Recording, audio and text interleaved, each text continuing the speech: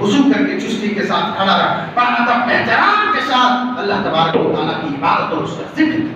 اگر ایسا نہیں ہوا تو فوائد للمصلین، ایسے لوگ جہنمی ہیں۔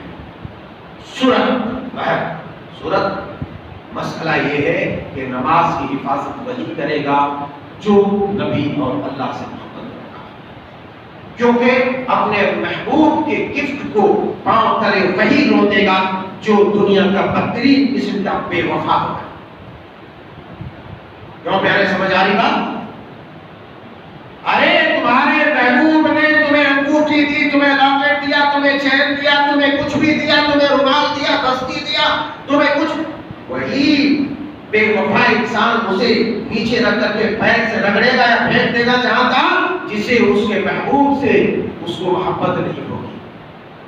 اب اگر واقعی تمہیں اللہ اور اس کے رسول سے محبت ہے تو تم نمازوں کی پابندی کرو گے اور منافقین کے زمرے سے نکل جاؤ گے، منافقین والا عمل نہیں کرو گے۔ اللہ پاک پروردگار سے دعا ہے کہ مولا کریم ہماری صحت کو بحال کر، ہمیں طاقتور اور توانا رکھ، تاکہ ہم تیری عبادت، تیرے اذکار اچھی طرح سے کر سکیں۔ اللہ تو اپنے مقبول ترین بندوں میں شمار فرما لے۔